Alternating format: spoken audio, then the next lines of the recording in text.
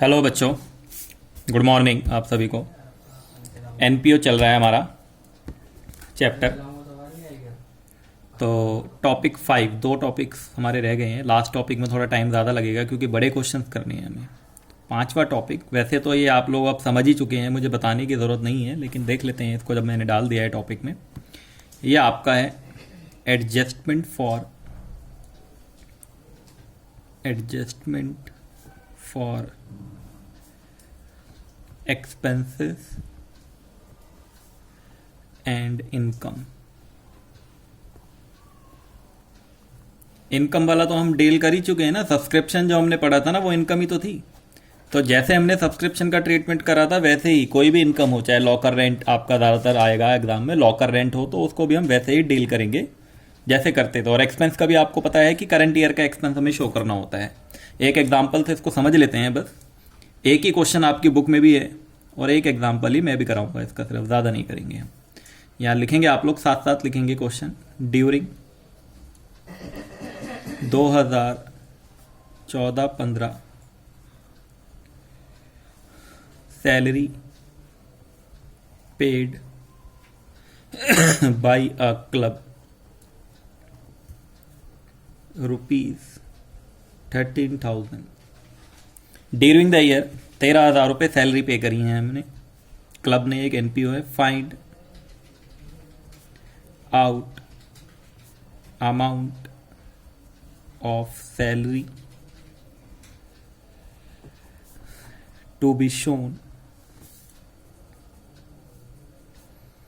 Income and expenditure account. हमें क्या बताना है कि इनकम एंड एक्सपेंडिचर अकाउंट में कितना सैलरी शो होगा, और बैलेंस शीट भी हो सकता है, वो मैं उसमें समझा दूंगा आपको, ठीक है। और आपको एक नीचे छोटी सी टेबल बना के दे दी है इन्होंने एडिशनल इंफॉर्मेशन की। बनाएं आप लोग टेबल।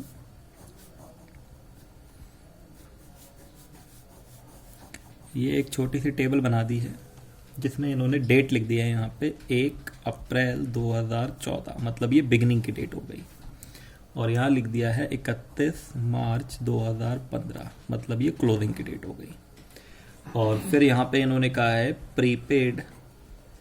प्रीपेड सैलरी है, मान लो प्रीपेड सैलरी बिगिनिंग में है 800 और एंड में है 1000। और फिर यहाँ कह रहे हैं आउटस्टैंडिंग सैलरी कुछ भी हो सकता है क्वेश्चन में। आउटस्टैंडिंग गिवन होगा कभी कभी, सिर्फ कभी कभी आपका ये 1600 है, सॉरी ऊपर वाला अमाउंट लिख दिया मैंने, 1600 और ये 1400, ये आपको ऐसे गिवन होगा क्वेश्चन में, ठीक है बच्चों। ये मैक्सिमम इंफॉर्मेशन है। कभी कभी एक अमाउंट गिवन होगा, 2 अमाउंट गिवन होंगे, 4 अमाउंट गिवन होगा, 3 अमाउंट, तो वो क्वेश्चन के अकॉर्डिंग बस करंट ईयर की अकाउंटिंग करनी है। आप लोग जानते हैं 11वीं क्लास से ही आ रहे हैं, फाइनल अकाउंट पढ़ते हुए एक्रूअल बेसिस फॉलो करना है। तो इसके सॉल्यूशन पे आते हैं जरा, कैसे होता है फॉलो एक्रूअल बेसिस। यहां पर भी 2 तरीके हैं आपके पास। First option in statement form. हम स्टेटमेंट वाला तरीका ही यूज करेंगे क्योंकि हमें ये सारी की चीजें कैलकुलेशन फॉर्मेट के अंदर ही कर लेनी है, ज्यादा कैलकुलेशन नहीं आएंगी पेपर में, तो फॉर्मेट के अंदर ही कर लेंगे। 1-2 चीजें होंगी प्लस माइनस, मैं बता देता हूं आपको दोनों, ताकि अगर 3 या 4 मार्क्स में क्वेश्चन अलग से आ जाए, पूरा इसी का अलग से ट्रीटमेंट आ जाए, तो आप दोनों तरीके आपको आने चाहिए। स्टेटमेंट फॉर्म में हम क्या करेंगे, यहाँ पे सबसे पहले लिखेंगे अमाउंट पेड, या सैलरी पेड लिख लो आप, amount paid during the year. आपने ड्यूरिंग द ईयर कितना अमाउंट पे करा है वो अमाउंट आप यहाँ लिख लो। हमने 13,000 पे करा है। अब ये 13,000 टोटल अमाउंट है कैश बेसिस अकाउंटिंग के अकॉर्डिंग, मतलब रिसीट एंड पेमेंट अकाउंट के पेमेंट साइड में टोटल हमने 13,000 पे कर दिया। अब क्योंकि हमें एक्रूअल बेसिस के अकॉर्डिंग दिखाना है इनकम एंड एक्सपेंडिचर में, तो पहले हम प्रीपेड वाले पे आते हैं। इस 1,000 का क्या मतलब है यहाँ पे, 31 मार्च 2015 का मतलब क्या है। अच्छा, यहाँ पे क्वेश्चन में ना आप एक बार लिख लें, find out amount of salary shown income and expenditure account for the year ended. वैसे आप लोग समझ गए होंगे, मैंने 14-15 लिख दिया था, फिर भी लिख लें 31 मार्च 2015 फॉर द ईयर एंडेड 31 मार्च 2015, ठीक है। तो 31 मार्च 2015 के एंड में हमने सैलरी पे कर दी, कब की, 2016 की, मतलब 2016 वाली सैलरी हमने 15 में ही पे कर दी, जबकि वो कहाँ से रिलेट करती है सर, 2016 से रिलेट करती है। तो अगर वो 2016 से रिलेट करती है और आपने 2015 में उसकी पेमेंट कर दी है तो आप उसको फटाफट से माइनस करो, क्योंकि वो करंट ईयर का खर्चा नहीं है। तो यहाँ पे हमने लिखा minus prepaid salary at the, ये एंड लिख दिया मैंने, एंड वाली जो 1000 है हमने उसे माइनस कर लिया। ठीक है, ये पता है आप लोगों को। इस 800 का क्या मतलब है, पिछले साल हमने 2014 में कुछ सैलरी पे कर दी थी जो कि 2015 को रिलेट करती थी, तो 2014 की अकाउंटिंग जब करी होगी तो उसको वहाँ से माइनस कर दिया होगा। लेकिन अब 2015 की अकाउंटिंग कर रहे हो तो आपको इसको प्लस करना पड़ेगा, क्योंकि आपका 2015 का एक्सपेंस रिलेट करता था ये। तो आप यहाँ पे प्रीपेड सैलरी,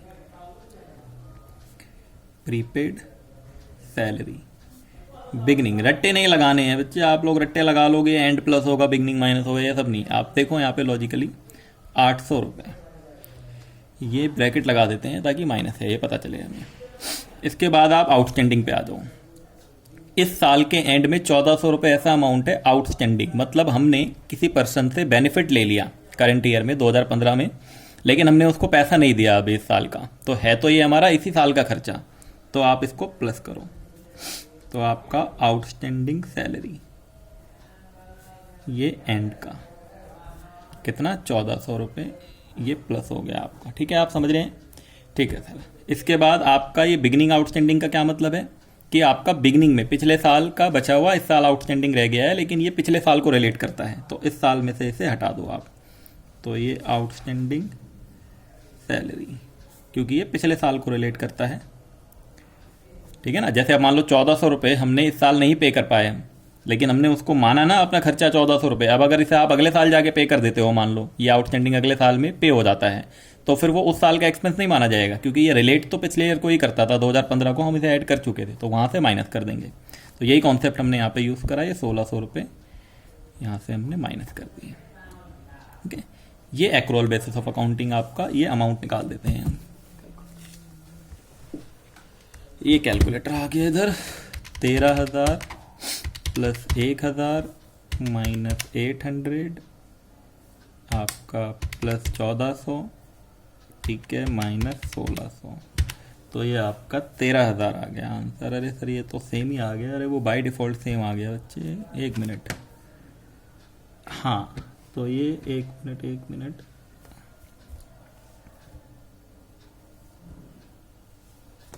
एक बार कैलकुलेशन चेक कर लें।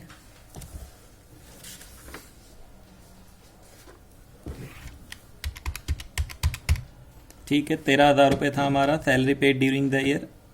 1,000 रुपये हमने इसमें प्लस किया, पहले प्लस वाले आइटम ऐड कर लेते हैं। 1400 रुपये हमने इसमें प्लस किया, माइनस किया हमने 800 और माइनस किया हमने 1600। कोई बात नहीं, 13,000 आ रहा है अमाउंट, वो क्रिएट किया गया क्वेश्चन है इसलिए। इनकम एंड एक्सपेंडिचर अकाउंट, ठीक है, ये आपका इस तरीके से आ गया आपका ये अमाउंट।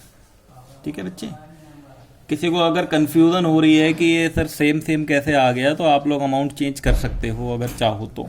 ठीक है ना, आप लोग एक काम करो ना, इस 13,000 को 11,000 कर लो, वरना ये कंफ्यूजन रह जाएगी कि ये 13 सेम हो गया सर, ऐसे कैसे। इसको 11 कर लेते हैं, ठीक है, ये लोग 11 कर लेते हैं इसको, और यहाँ 11,000 कर लेते हैं।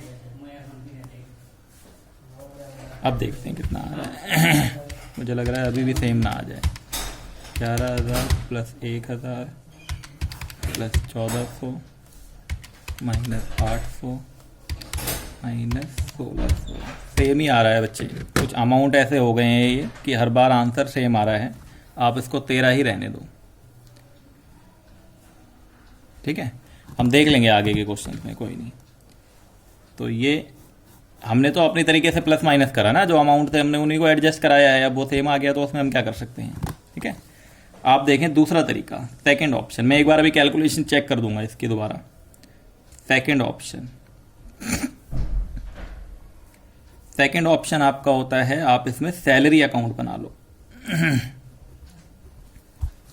क्या कर लो आप, सैलरी अकाउंट जैसे बनाते हैं हम लेजर अकाउंट, सेम वैसे ही।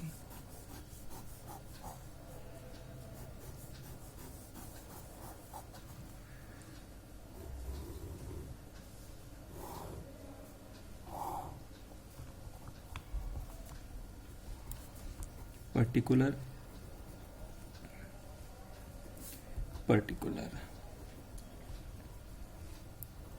अब आप देखें सैलरी अकाउंट जब हम बना रहे हैं तो ये हमारा एक्सपेंस है और एक्सपेंस का हमेशा डेबिट बैलेंस होता है ठीक है। तो आप सबसे पहले तो आपने जितना एक्सपेंस पे करा है तो आपका बैंक अकाउंट क्रेडिट होगा और एक्सपेंस अकाउंट डेबिट होगा। तो salary account debit to bank account, इसका मतलब यहाँ पे हम टू बैंक अकाउंट लिख लेते हैं, to bank account amount paid. ये अमाउंट हम यहाँ लिख लेते हैं, to bank account amount paid. कितना, 13,000 से किया था ना हमने, ठीक है 13,000 से ही करते हैं इसको, 13,000 से हमने। अब आप यहाँ पे बहुत ध्यान से देखेंगे कि आउटस्टैंडिंग की बात करते हैं पहले। कुछ अमाउंट हमारा आउटस्टैंडिंग एंड है और कुछ अमाउंट हमारा आउटस्टैंडिंग बिगिनिंग है। आउटस्टैंडिंग एक्सपेंस हमारी लाइबिलिटी होती है, तो बैलेंस यहाँ से स्टार्ट होगा, बाय बैलेंस ब्रॉट डाउन, ये आउटस्टैंडिंग बिगिनिंग। तो बिगिनिंग का आउटस्टैंडिंग था 1,600 रुपये, कितना था ये 1,600 रुपये। और outstanding end to balance carried down, ये टू बैलेंस कैरिड डाउन, ये आपका आउटस्टैंडिंग एंड लाइबिलिटी है। तो क्लोजिंग बैलेंस यहाँ पे आएगा 1,400 रुपये, ठीक है। प्रीपेड हमारा एसेट होता है, तो to balance brought down, to balance brought down, ये प्रीपेड है। प्रीपेड बिगनिंग, क्योंकि एसेट होता है, आपको पता है प्रीपेड एक्सपेंस हमारा एसेट होता है, तो आपको ये 800 रुपये बिगनिंग यहाँ पर। और फिर इसके बाद आपका यहाँ पे by balance carried down, by balance carried down आपका ये आ गया इधर 1,400 रुपये। एंड का prepaid, prepaid end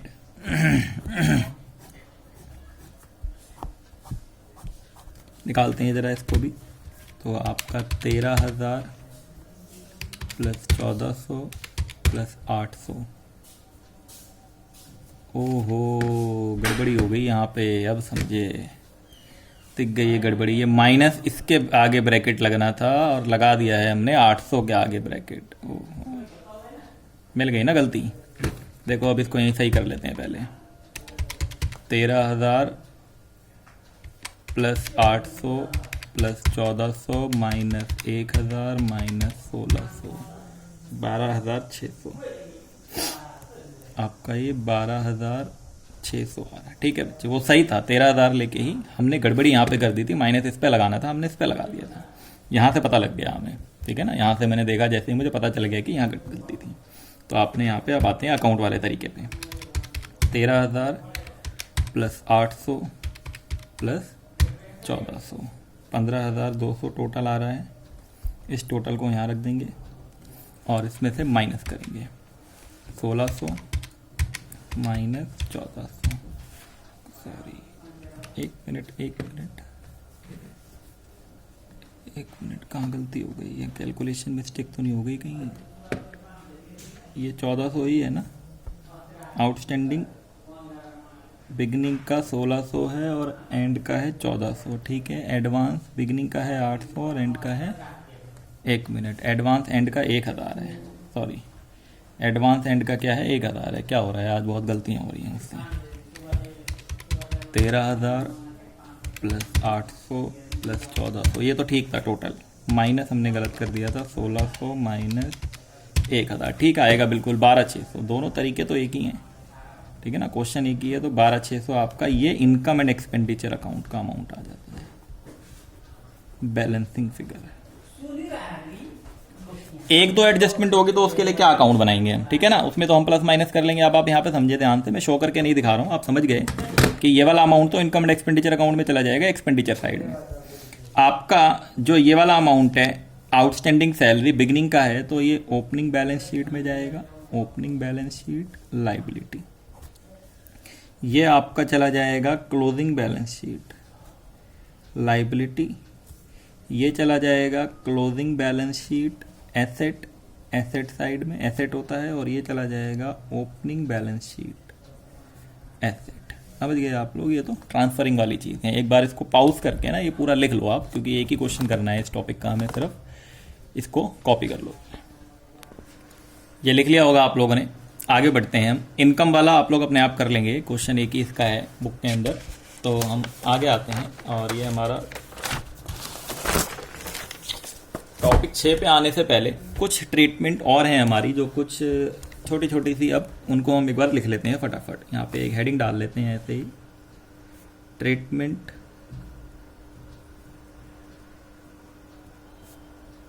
of some other items.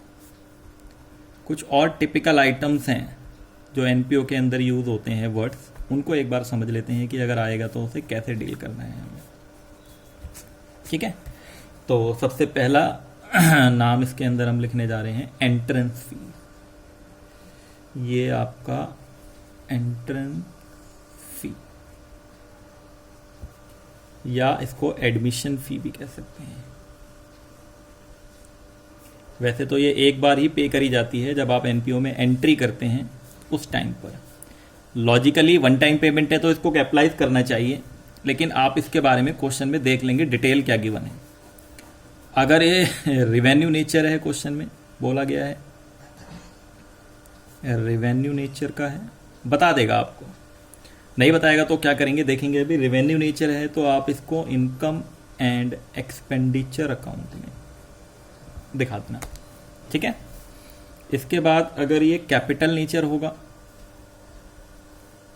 अगर ये कैपिटल नेचर होगा, कैपिटलाइज्ड होगा, कैपिटल नेचर मतलब कैपिटलाइज्ड, तो आप इसको closing balance sheet liability side, आप इसको क्लोजिंग बैलेंस शीट के लाइबिलिटी साइड में दिखा देना। ठीक है, कुछ नहीं बताया होगा तब क्या करोगे आप, तो एक नोट लिखेंगे यहाँ पे, सीबीएसई की कुछ गाइडलाइंस हैं, इसको लेके नोट लिखेंगे यहाँ पे, in the absence of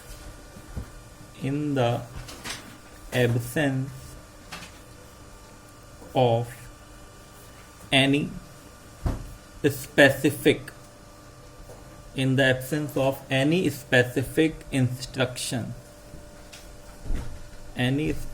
instruction in the examination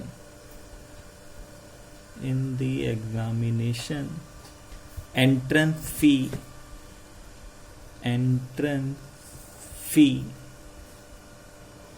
may be treated as revenue nature. आपके ऊपर है ये, और हमेशा रेवेन्यू ही मानेंगे हम। ठीक है, कुछ भी जब इंफॉर्मेशन नहीं दी होगी तब, और जब इंफॉर्मेशन दी होगी तो जैसा बोला होगा वैसा कर लेंगे। तो ये पहला ट्रीटमेंट आपका हो गया इसका। ठीक है, दूसरा लिखेंगे आप लोग नंबर 2, डोनेशन।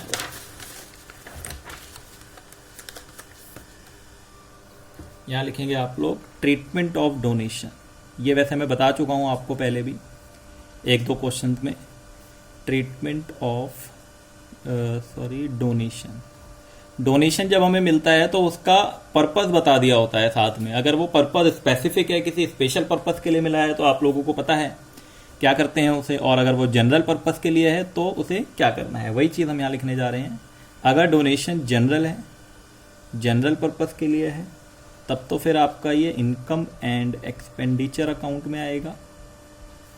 और अगर स्पेसिफिक पर्पस है डोनेशन का, आपका अगर कोई स्पेसिफिक पर्पस के लिए मिला है, स्पेसिफिक पर्पस, और अगर ये स्पेसिफिक पर्पस के लिए मिला है तो आपका ये क्लोजिंग बैलेंस शीट में जाएगा, closing balance sheet liability side. ठीक है, और अगर वो किसी फंड से रिलेटेड डोनेशन है तो वो तो हमें पता ही क्या करना होता है। ठीक है, तीसरा और इम्पॉर्टेंट है इसमें ट्रीटमेंट लेगेसी। लेगेसी क्या होती है, जो विल होती है हमारी। अगर कोई इंसान वो कहता है कि मेरे मरने के बाद मेरी प्रॉपर्टी आप अपने एनपीओ के नाम कर लेना, और आप इसका जो यूज़ करना चाहो कर लेना, या वो ये भी बता सकता है कि आप इसका यूज़ कहाँ करना। तो ये जो लेगेसी है बच्चे, इसको हमेशा क्लोजिंग बैलेंस शीट में, क्योंकि ये वन टाइम होता है, कैपिटलाइज और बड़ा अमाउंट होता है, closing balance sheet liability side, और ये कैपिटल फंड में ऐड होता है। ध्यान रखेंगे आप, यहाँ पे लिख लेंगे प्लस इन CF, कैपिटल फंड में ऐड कर लेंगे इसको, कैपिटलाइज। अगर कोई इन्फॉर्मेशन दे रखी है क्वेश्चन में तो फिर उसके अकॉर्डिंग ट्रीट करेंगे, अदरवाइज आप इसको हमेशा ही क्या करेंगे, कैपिटलाइज करेंगे, कैपिटल फंड में शो करेंगे। Number 4, life membership fees. Life membership fees, जो भी चीज़ कैपिटलाइज होती है ना, वो कैपिटल फंड में जाके ऐड हो जाती है। ध्यान रखेंगे आप लोग ये चीज़, लाइफ मेंबरशिप फीस ये एक बार में पे करी जाती है, तो ये भी क्लोजिंग बैलेंस शीट में लाइबिलिटी इसमें भी आप आगे एरो बना के लिख लें प्लस इन कैपिटल फंड, ये भी कैपिटलाइज हो जाता है। ठीक है, तो ये लाइफ मेंबरशिप फीस हो गया आपका। एक और इंपॉर्टेंट आइटम आप लिख लें हॉनोरेरियम। हॉनोरेरियम ये क्या होता है, अजीब सा नाम है ये हॉनोरेरियम।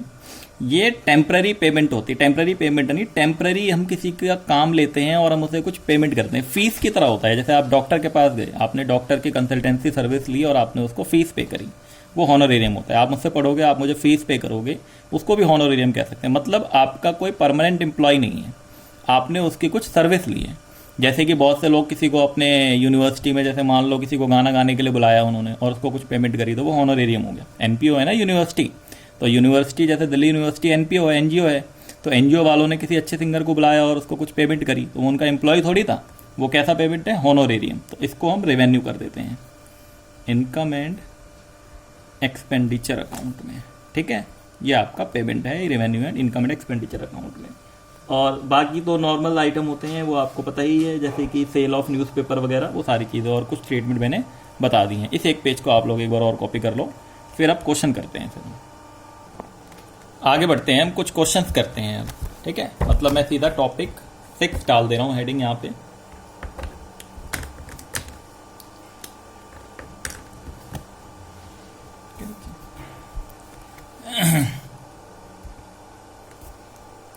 टॉपिक 6, आप इसको कंसोलिडेटेड भी कह सकते हैं, टॉपिक 1 to 5। ठीक है, तो हम यहाँ पे लिख लेते हैं, ऐसे लिख लेते हैं consolidation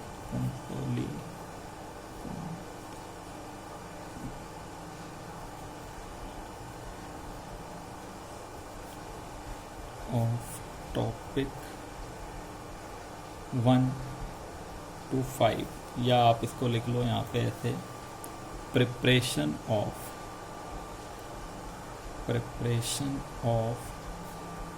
final account of NPO. ये पायलट पेन मेरा धीरे होने लगा, ये ख़त्म हो गया लग रहा है, बच्चे कहीं मिल भी नहीं रहे पेन इस टाइप के। अब इससे बहुत बढ़िया क्लैरिटी आ रही है ये आपका इस तरीके से। ठीक है, मतलब अब हमें एनपीओ के फाइनल अकाउंट्स को डिस्कस करना है। अब मैं क्वेश्चन यहाँ पे नहीं लिखूंगा, क्योंकि अगर मैं क्वेश्चन लिखूंगा तो फिर मुझे 5-10 मिनट तो क्वेश्चन लिखने में ही लग जाएंगे। मैं क्वेश्चन आप लोगों के सामने यहाँ पे पेश कर रहा हूँ और आप लोग उसको वीडियो को पॉज करके कॉपी कर लेंगे। पहले लिख लेना ज़रूर, क्योंकि फिर मैं कराऊंगा, आप लोग देखोगे कहाँ। कुछ बच्चे सोचेंगे सर स्क्रीनशॉट ले लेते हैं, तो स्क्रीनशॉट लेके फिर आपको क्वेश्चन भी तो देखना पड़ेगा ना जब मैं सॉल्यूशन कराऊंगा। तो वीडियो पॉज करो, 2-4 मिनट का टाइम लगना है खाली एक क्वेश्चन लिखने में। उस क्वेश्चन को आप पहले लिख लो, मैं बता रहा हूँ कौन सा क्वेश्चन है, और फिर हम उसे आगे डिस्कस करेंगे। ठीक है, थोड़ा मैं बुक आपके लिए ऐसे लगा देता हूँ जैसे कि आपको दिख जाए, क्योंकि बुक फोल्ड नहीं हो पा रही है। ये बुकलेट का क्वेश्चन नहीं है बच्चे जो मैंने आपको दी है, ठीक है, क्योंकि वो कम क्वेश्चन है और वो हमें करने हैं होमवर्क में। तो इसको हम थोड़ा सा जूम कर लेते हैं ताकि थोड़ा ज़्यादा क्लियर दिखाई दे जाए।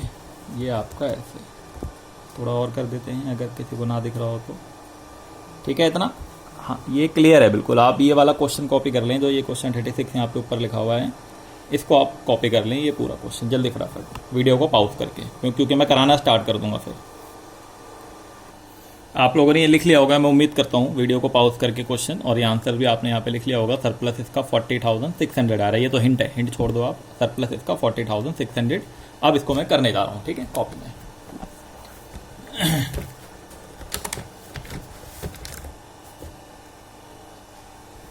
यहाँ देखेंगे आप लोग, ये आपका वो जो क्वेश्चन अभी लिखा है हमने उसका solution.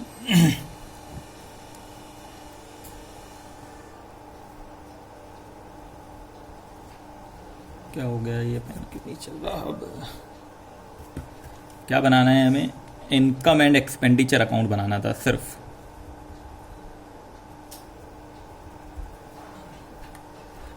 Second, income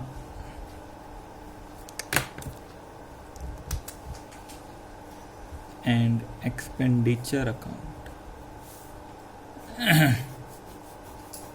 income and expenditure account बनाना है हमें। फॉर्मेट हम रेडी कर लेते हैं, नीचे फॉर द ईयर एंडेड लिखना होता है। लिखना बंद कर दें आप लोग, मैं अभी पूरा टाइम दूंगा लिखने का, पहले समझ लेते हैं।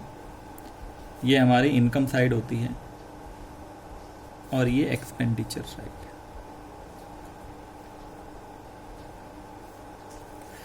अभी हम बहुत बेसिक क्वेश्चन से करना स्टार्ट किया है। अभी हमने बहुत ही ज़्यादा स्टार्टिंग से कर रहे हैं। कोई एडिशनल इन्फॉर्मेशन नीचे नहीं दी हुई हमें, आप लोग देख पा रहे होंगे क्वेश्चन में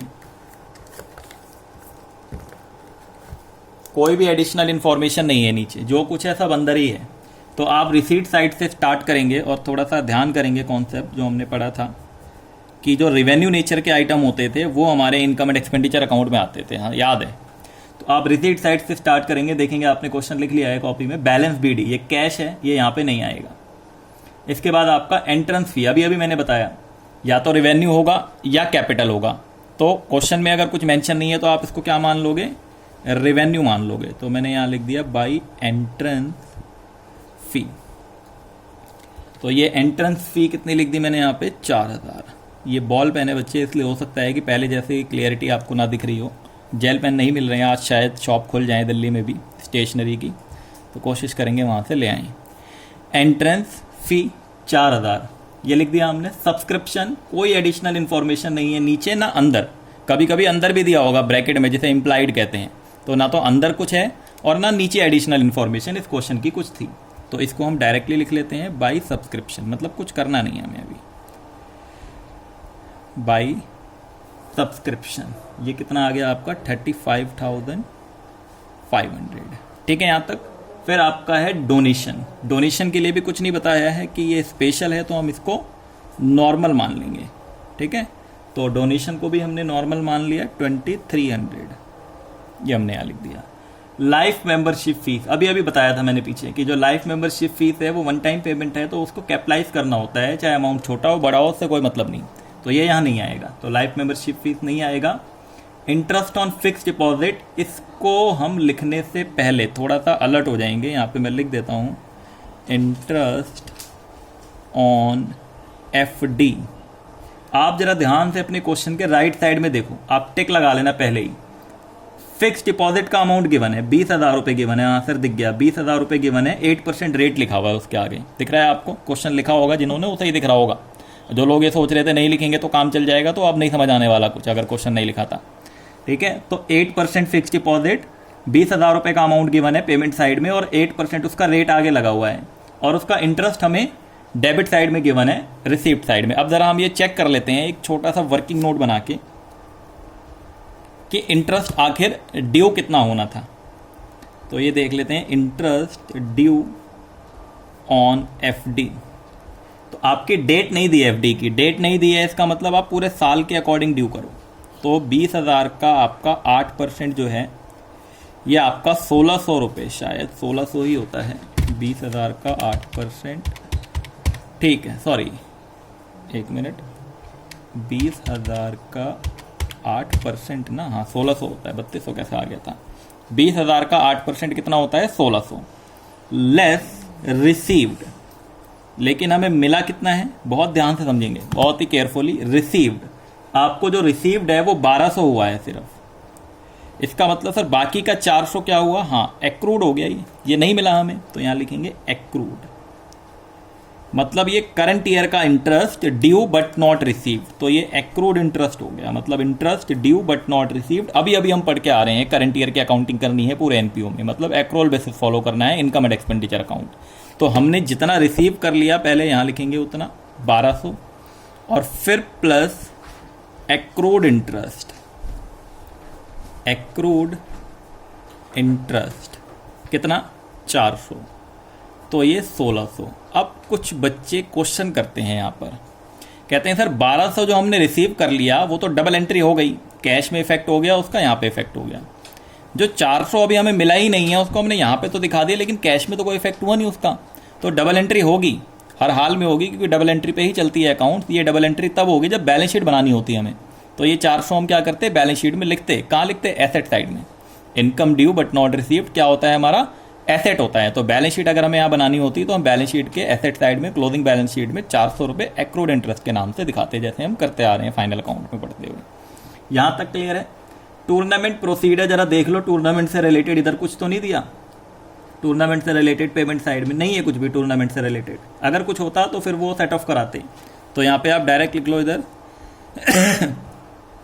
tournament proceed, tournament proceeds, tournament proceeds आपका 1100। ये आपके रिसीट साइड पूरी हो गई सर। ठीक है, आप लोगों ने क्वेश्चन लिखा होगा रिसीट साइड में जितने आइटम थे सारे कर लिए। पेमेंट साइड से आते हैं। सबसे पहले एक्सपेंडिचर में यहाँ लिखेंगे टू रेंट। रेंट हमने 2800 पे करा है, कोई एडिशनल इन्फॉर्मेशन नहीं है, डायरेक्ट आ जाएगा। फिर वेजेस, वेजेस भी हमारा रेवेन्यू नेचर का होता है एक्सपेंडिचर, तो ये 3500। लाइटिंग, ये लाइटिंग भी हमारी रेवेन्यू नेचर की होती है, तो लाइटिंग हमारी आ गई यहाँ पे 4300। इसके बाद बुक्स, बुक्स आएगा बताओ? बुक्स नहीं, बुक्स नहीं आएगा क्योंकि यहाँ पे क्या है आपका ये एसेट होता है। मैंने बताया था पहले भी, बुक्स हमारी एसेट है। ऑफिस एक्सपेंस आएगा, ऑफिस एक्सपेंस, ऑफिस एक्सपेंस जो है हमारे वो 600 है। फिक्स डिपॉजिट एसेट होता है, नहीं आएगा, उसका इंटरेस्ट हमने दिखा दिया यहाँ पे। ठीक है ना, इंटरेस्ट जो था वो हमने यहाँ कंसिडर कर लिया, बट वो एसेट है, वो नहीं आएगा। मैच एक्सपेंस, मैच एक्सपेंस से रिलेटेड कुछ फंड वगैरह कुछ नहीं है, तो इसको मैंने बताया था, आप यहाँ लिख देना सीधे सीधे। तो ये मैच एक्सपेंस आ गया आपका। मैच एक्सपेंस आपका 1500। बैलेंस कैश होता है, नहीं आएगा। कौन सी साइड ज़्यादा है सर जरा देखें तो? हम यहाँ छोटे छोटे अमाउंट है या बड़ा बड़ा अमाउंट है, तो ये वाली साइड ज़्यादा है। ठीक है, कर लेते हैं जरा टोटल। 4000, 3500, 2300, 1600, 1100, 44,500। ये 44,500 यहाँ लिखा, इसमें से माइनस कर दिया हमने 2800 माइनस 3500 माइनस 4300 माइनस 600 माइनस 1500, 31,800। ये कहीं गड़बड़ी हो गई, कुछ कैलकुलेशन में ये गड़बड़ी हुई है लग रहा है। ठीक है, ज़रा एक बार दोबारा से चेक करेंगे। एक minute. Subscription 35,500, entrance fees, entrance fee कितना लिख दिया मैंने? ओहो, एंट्रेंस फी का अमाउंट 12,800 है। बच्चे ध्यान से आप लोग क्वेश्चन देखें, वो बैलेंस बीडी था 4000, ये 12,800 है एंट्रेंस फीस का। सॉरी फॉर मिस्टेक, ये मैं यहाँ लिख देता हूँ 12,800 है ये। ठीक है ना, ये एंट्रेंस फी है, मैंने गलती से 4000 लिख दिया, कैश का अमाउंट था वो, दोबारा टोटल करना पड़ेगा। 12,800, आज गलतियाँ बहुत हो रही हैं लग रहा है। 35,500, 2300, 1600, 1100, 53,300, 53,300। मैं यहाँ नीचे लिख दे रहा हूँ 53,300, 53,300 और माइनस करेंगे 2800, 3500, 4300, 600, 1500, 40,600। बिल्कुल ठीक है।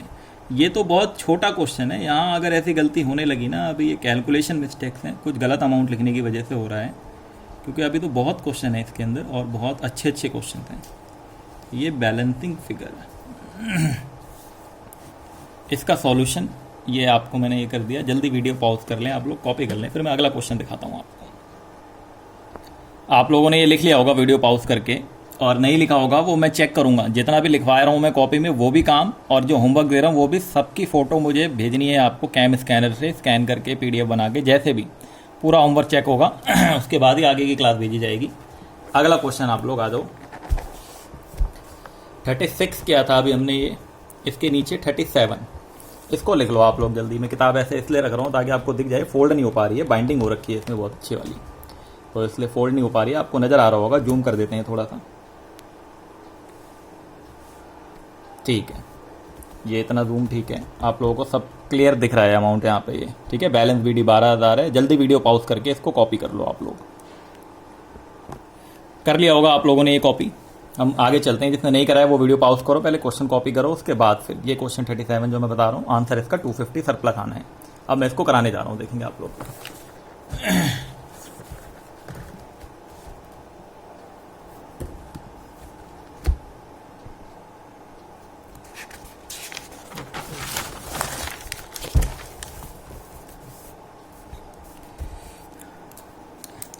सॉल्यूशन, जो क्वेश्चन कॉपी करा है उसी के नीचे आप सॉल्यूशन करना स्टार्ट करेंगे। Income and expenditure account, income and expenditure account, date दे रखी थी क्वेश्चन में, for the year end date, for the year end date 31 March 2017, मतलब हमारा जो फाइनेंशियल ईयर है 2016-17, उसके लिए हमें यहाँ पे कैलकुलेशन करनी है। Income and expenditure account for the year ended 31 March 2017। बंद कर दें लिखना, समझ ले पहले।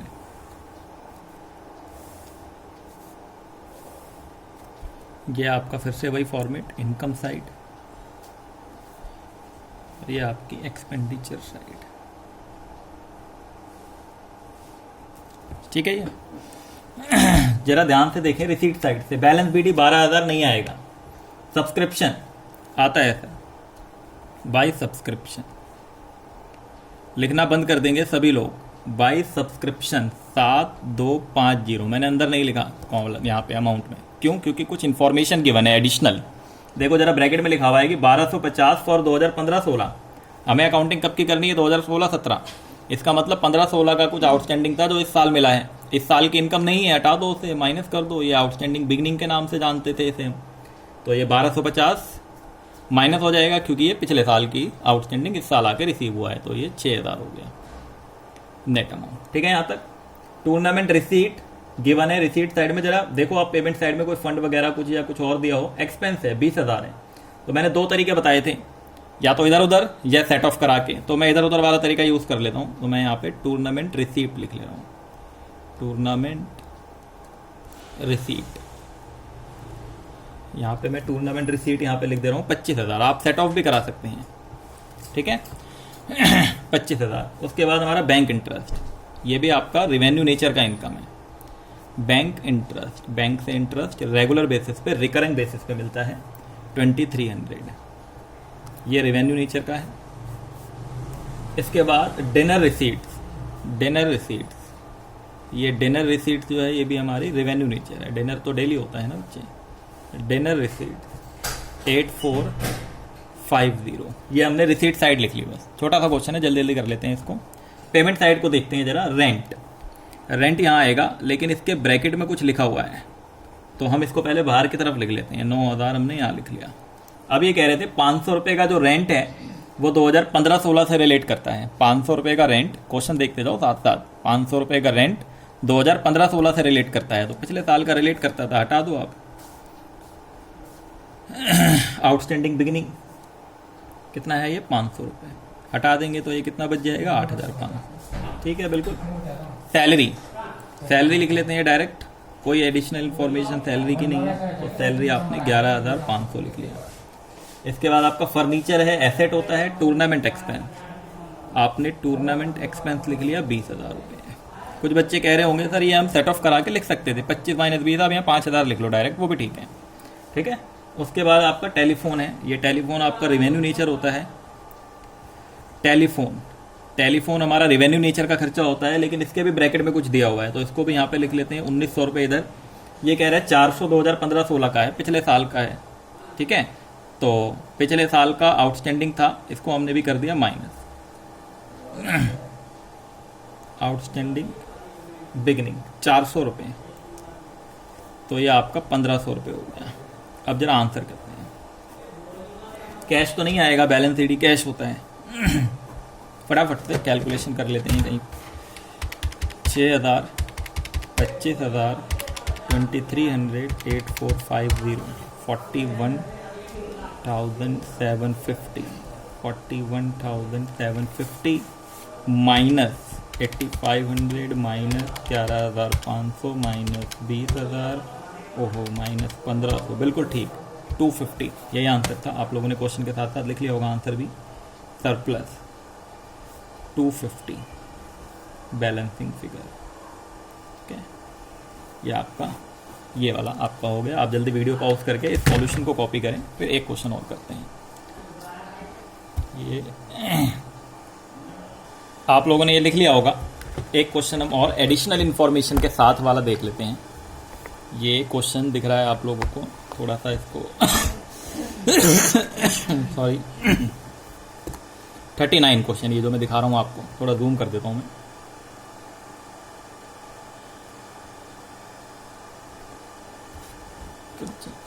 थोड़ा सा और कर लो आप, दिख रहा है अब आपको सबको। 39 क्वेश्चन आप ये पूरा लिख लो जल्दी से, और ये एडिशनल इन्फॉर्मेशन भी लिख लेना और ये आंसर भी लिख लेना जो आ रहा है, फिर हम इसको करना स्टार्ट करते हैं। ठीक है, जल्दी आप वीडियो पॉज करके लिख लो, लास्ट क्वेश्चन है ये। आते हैं इसके सॉल्यूशन पे, आप लोगों ने लिख लिया होगा वीडियो पॉज करके। सबसे पहले यहाँ पे एक काम करते हैं, जैसे हम करते थे 11वीं क्लास में भी, पहले एडजस्टमेंट्स पढ़ लेते हैं। ड्यूरिंग द ईयर 300 मेंबर हैं, तो ये किसको इफेक्ट करेगा? सब्सक्रिप्शन को इफेक्ट करेगा। बाद में देखेंगे क्या इफेक्ट होगा। 50% of the entrance fees to be capitalize, entrance fee पे भी आपकी एडजस्टमेंट है जिसको कैपिटलाइज करना है, ये हमने टिक लगा लिया। Donation for building 10% general donation है, ये रहा डोनेशन फॉर बिल्डिंग, यहाँ पर टिक कर लिया हमने। सैलरी पे एडजस्टमेंट है सर, सैलरी बस आप भी ऐसे टिक लगा लो, जो आपने क्वेश्चन लिखा है जहाँ पे ऐसे टिक मार्क कर लो। मैं इसका सॉल्यूशन फटाफट करा देता हूँ अभी, जहाँ पे टिक होगा वहाँ थोड़ा अलर्ट हो जाएंगे, बाकी चीज़ों को छोड़ देंगे। ठीक है, देखते हैं।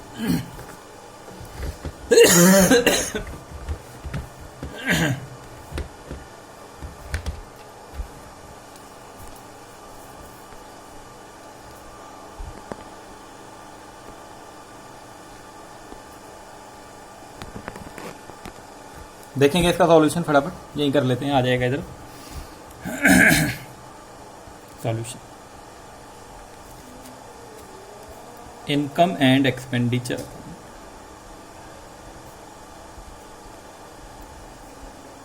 फॉर द ईयर वो आप लोग लिख लेंगे, पता है आपको।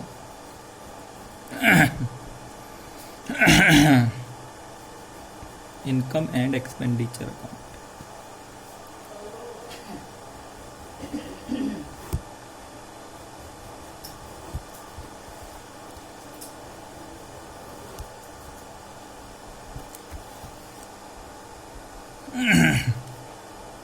ये एक्सपेंडिचर साइड है, ये इनकम साइड है।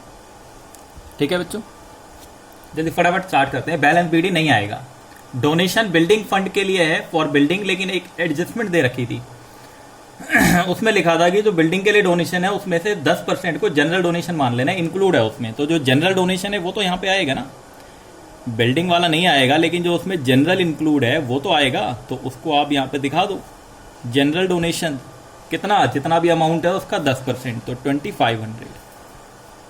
ठीक है, यहाँ तक समझ गए। जो डोनेशन फॉर बिल्डिंग है उसमें 10% इंक्लूड है जनरल डोनेशन, तो हमने 10% अलग कर दिया, ये 10% अमाउंट हमने कराया। लाइफ मेंबरशिप फीस नहीं आती है, कैपिटलाइज होती है। रिसीट फ्रॉम फुटबॉल मैच, जरा इसको देखते हैं, इसके रिलेटेड कुछ आइटम है इस साइड में, फुटबॉल से रिलेटेड। मैच एक्सपेंस है, फर्नीचर है, पेमेंट साइड की बात कर रहा हूँ मैं, कुछ फुटबॉल से रिलेटेड है। यहाँ पर आपका कुछ फंड है इसके लिए नहीं है, तो आप इसको रेवेन्यू मान लो। रिसीट फ्रॉम फुटबॉल मैच, कोई इंफॉर्मेशन नहीं है, तो इसको आप रेवेन्यू ट्रीट कर लो, आपका 4000 रुपये। जरा अमाउंट ध्यान से देखते जाना, कहीं गलत ना हो जाए। 4000 रुपये। सब्सक्रिप्शन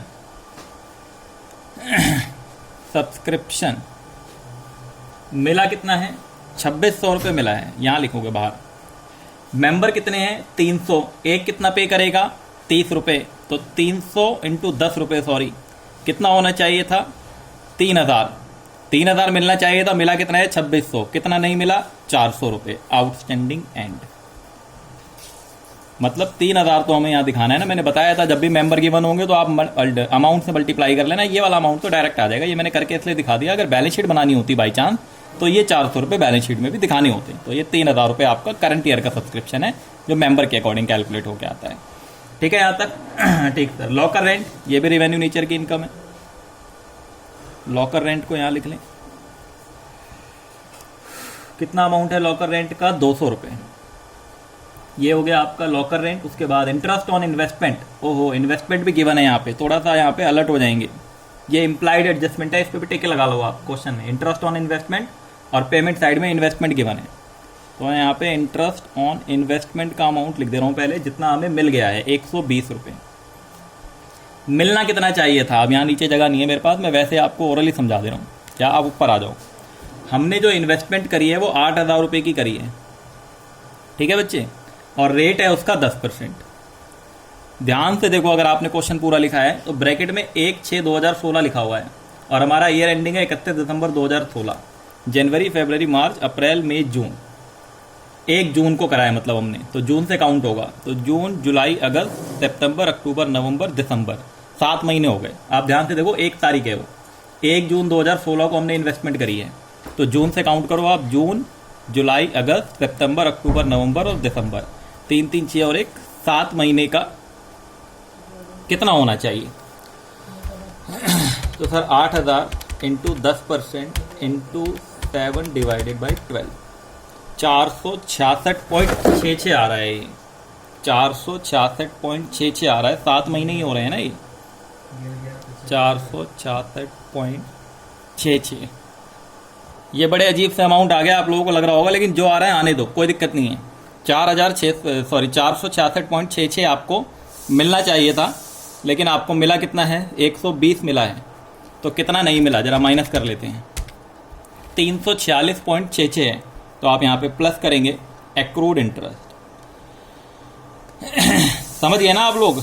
हमने मंथ के अकॉर्डिंग कैलकुलेशन करी है, 7 महीने का इंटरेस्ट कितना होना चाहिए था? 466.66, 120 हमें मिल चुका है जो कि क्वेश्चन में गिवन है। तो जितना नहीं मिला है आपका 346.66, आप क्या करेंगे यहाँ पे? 346.66, और आप ध्यान रखना ऐड करने के बाद ना 466 ही हो जाएगा ये।